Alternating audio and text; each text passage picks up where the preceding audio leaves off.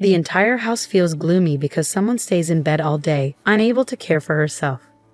It's frustrating to watch her sleep away the hours, and I can't help but wonder how long this will continue.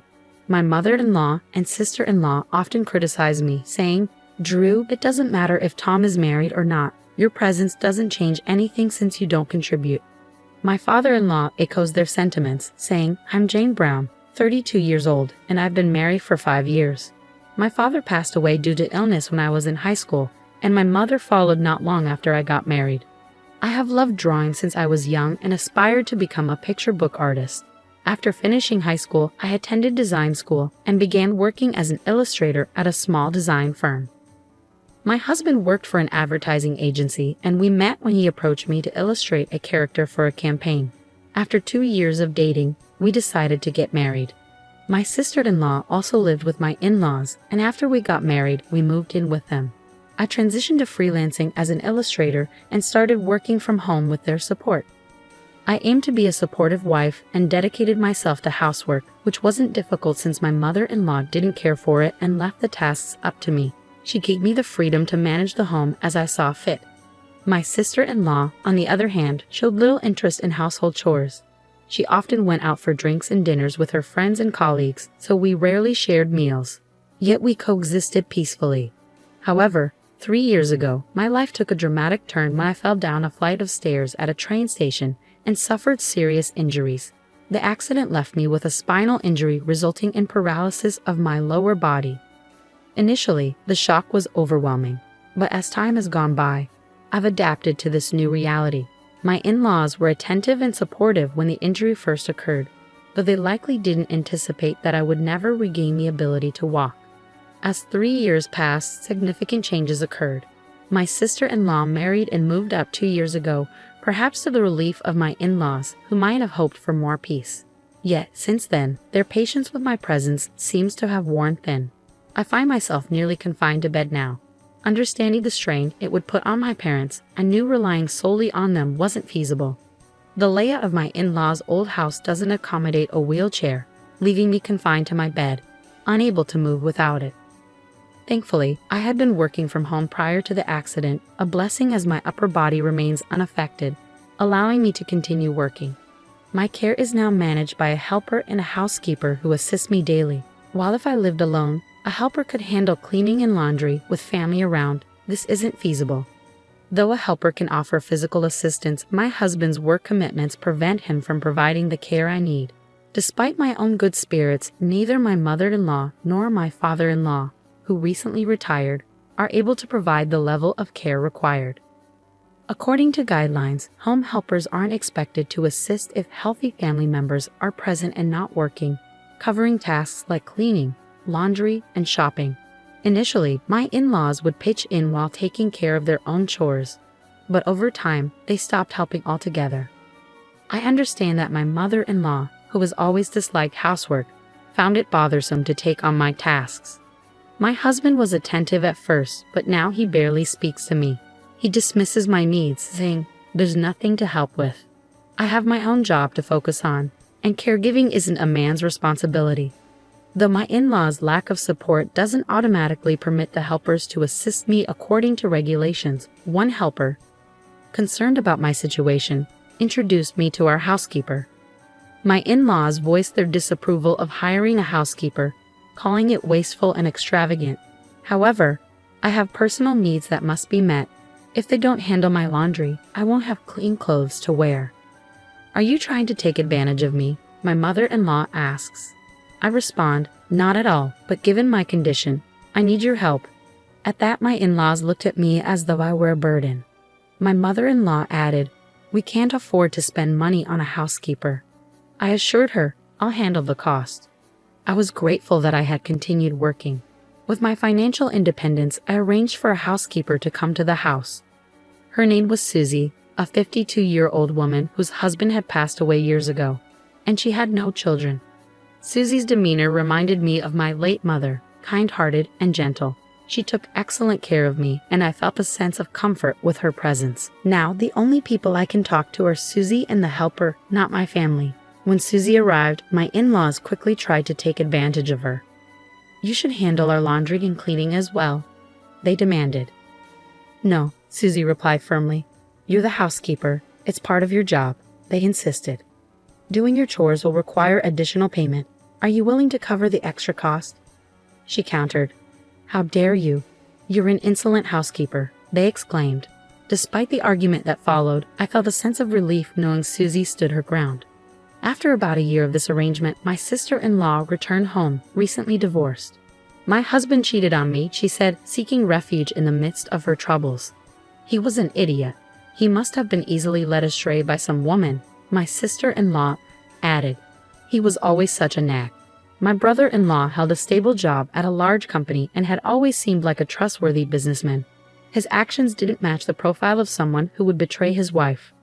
I found the situation odd, but I chose to stay quiet to avoid causing conflict.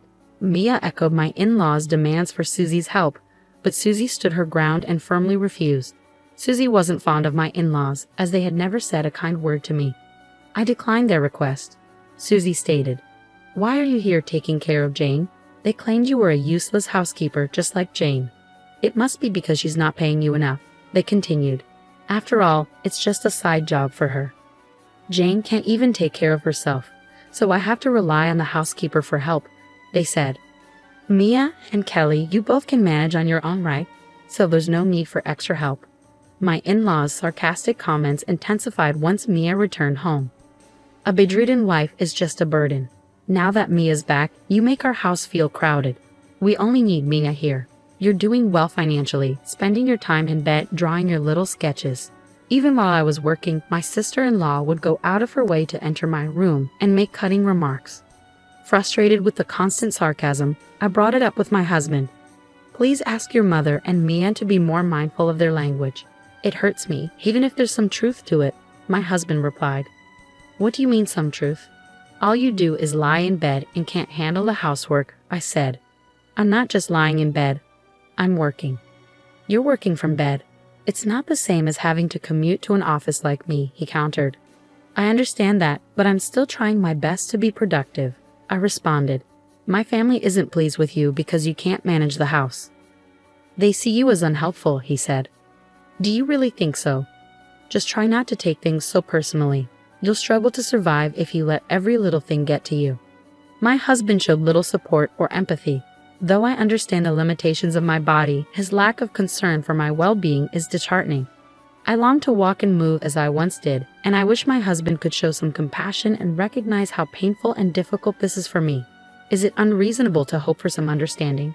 Despite trying to hold back my tears, they still fall. This accident changed my body, but I strive to stay hopeful and give my best. I refuse to lose hope. I remind myself that many others endure greater suffering. It's hard not having my parents around for support, but I take comfort in knowing they don't have to witness my struggles. Still, the realization that there's no one left in this house who stands by me. I feel increasingly despondent. I have no home to return to, and I wondered if there was a way I could leave this house with my husband. While I was mulling over my options, he blindsided me with his next words. For a fleeting moment, I thought he might be thinking about me, but his follow-up plunged me into despair. I agree with what they said, he remarked. What are you talking about? I asked, confused. Ultimately, they'd be better off if I had a younger, healthier wife. What? I couldn't believe what I was hearing. I want to have an heir, but with you, I just can't see it happening. It's impossible. It felt like a heavy blow to my head. The fact that my husband would speak to me like this made me realize I couldn't rely on him anymore. Though he continued to talk, I couldn't process anything beyond his desire to divorce me because he deemed me useless like a piece of trash. You might be paying for a housekeeper, but with your limited income, you'll have nothing left after settling that bill. You're just a burden on us. A leech clinging to our home, aren't you? Even helpers come with a cost. Leeches who spend money on helpers, get out. After enduring such hurtful words from both my husband and in-laws, I felt there was no reason to remain here any longer. I thought to myself, I have no home to return to. I must find a new place to live. All right, I'll move out. I enlisted Susie's help in finding a new place to live. She gladly assisted me, and thanks to online procedures, the process was remarkably convenient. Once all the paperwork was sorted, I presented Tom with the divorce papers. Good, you finally made your decision. But don't blame me. Blame yourself for having such a body, he remarked callously. Very well. Are you certain you're okay with me leaving? I asked. Of course it's fine. I'll find someone more suitable for me. Everyone says I'll find a better wife. Will you be able to support yourself? He inquired. Don't worry about me, I assured him. We still have retirement funds, and Mia received ample compensation for that affair. Money won't be an issue for a while. So I won't have to rely on you anymore, he stated coldly.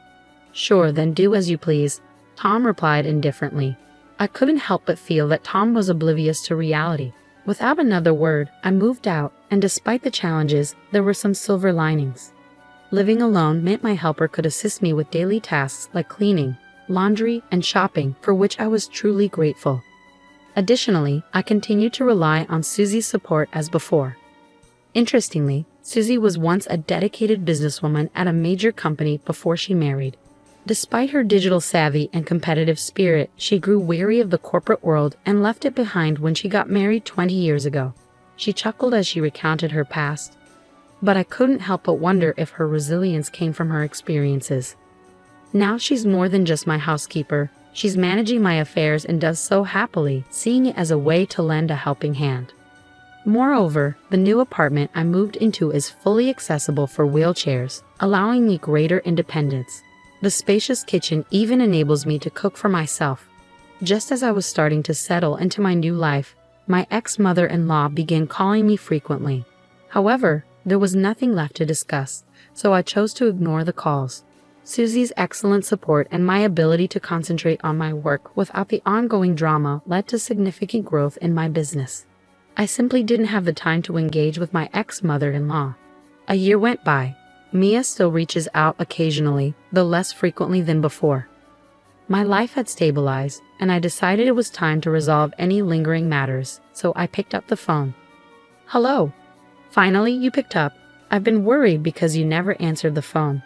Mia spoke to me in an uncharacteristically sweet voice. This was unlike her demeanor when I lived with them. I suspected she might be facing some trouble and had heard about my success. I appreciate your concern, but I'm doing well and thriving on my own. There's no need to worry about me. Oh, that's good to hear. So do you still want to come back and live with us as you did before? Excuse me? You can't possibly want a parasite and piece of garbage like me to return. I've been reflecting on our past decisions. It wasn't right to leave you, someone with a physical disability, on your own. We'll provide the support you need so you won't have to worry anymore. Actually, I'm thriving on my own. My helper manages my daily tasks, including cleaning, laundry, and shopping. Susie now assists me with my work as well. I really have no concerns. I heard you are earning more than Tom now. Is that true? Yes, that's accurate. At the time of our divorce, it seems he overlooked my growing income. I recall him mentioning you earn close to $15,000 monthly. My income initially covered their living expenses after the accident when Tom's company faced challenges and his salary was reduced. My earnings kept rising, so I offered financial support. He started with apologies, and we kept his salary cut from his parents to avoid causing them worry. However, after 3 years, he seemed to forget that I was the primary contributor to our household expenses. I considered setting aside his own income for the divorce, but I didn't bring it up. I also learned that Mia's divorce was not due to her husband cheating. It was actually her fault. He contacted me directly. He also revealed that Mia stole money from him. Mia claimed she received it as alimony, but he intends to retrieve the exact amount she took and charge her for compensation. I chose to proceed with my divorce before my in-laws could discover the truth. When I confronted Kelly about it, she was visibly shocked. Tom developed feelings for a hostess at a bar and ended up accumulating some debt. Oh, so that's why he wanted the divorce. He hoped to siphon off your income. He can forget about that. Besides, their connection was purely transactional. He was just a customer. I know, were you aware? Yes, I knew everything. Why didn't you tell me? Were you also aware that Tom's company was struggling? Yes. How could you keep this from me when you knew all along? According to Kelly, Mia ran off with her unfaithful boyfriend, but he abandoned her and left her with even more debts. Tom's company declared bankruptcy 6 months ago, and he's been job hunting since then. However, he can't find a position he deems suitable, leaving him unemployed. He's lost all self-esteem and has become a recluse. The children now living with us depleted Dad's retirement savings and were now burdened with substantial debt. Is that so? So, if you come back, everything will be okay. I don't understand how they can say that everything will be okay after how they pushed me out of their lives. The audacity to think I would return. I wondered how so much could change in a year, much faster than I expected. Tom likely never imagined his company would actually go bankrupt, but his lack of foresight led to this outcome. Kelly tearfully confessed that if she had known what would happen, she would have prevented our divorce. But now it's far too late for that. All she seems to care about is money and herself. Mia, meanwhile, has no motivation to work and has become a couch potato, gaining weight in the process. Well, Tom sold the house to pay off the kids' debts. The property was old and not valuable, and the cost of clearing the land was deducted from the sale. The location was also undesirable, so they didn't receive much money for it.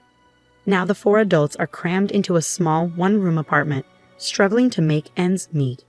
Kelly sobbed on the phone, saying they were forced to work long hours at part-time jobs and were completely worn out. This is all your fault for not answering my calls. If I had reached you before we sold the house. What exactly are you trying to say? If you had known we were selling the house, you would have assisted us, right? After all, you lived there too, so you must have some sentimental attachment to it, correct? Absolutely not. What? I couldn't believe how self-centered she was. I was relieved I didn't answer the phone. Even if I had, I wouldn't have gone along with such a selfish request. So both Tom and Mia are depending on you, along with Mother and Kelly. Please come back. You're the only one we can rely on. Sorry, but I'm not your family. Don't depend on me. Don't say that. We're sorry for everything. I apologize. I can't believe she's saying this. I felt a headache coming on. It was time to give them an ultimatum and bring this to an end. The reason I picked up your call today is because I have something important to tell you. What is it? I'm planning to sue all of you. What? Why should we be held responsible? Tom didn't cheat on you, and he wasn't involved with the hostess bar girl. It's not about infidelity. It's about the mental anguish caused by the verbal abuse I endure from all of you. What? I informed her that I had recorded and documented all the abusive language they had directed at me. When I mentioned the evidence I possessed, she became visibly agitated and abruptly ended the call. Perhaps she realized that continuing the conversation could lead to greater consequences. It was interesting to observe her reaction. When my lawyer issued a formal request for compensation, Kelly carefully tried to negotiate a settlement, citing their current hardships. However, I stood my ground and refused to accept any offer that did not hold them accountable. I was asked to create an illustration, which brought me a step closer to realizing my dream of becoming a picture book author. Despite all the challenges I've faced, I remain committed to approaching life with a positive attitude and not taking myself too seriously.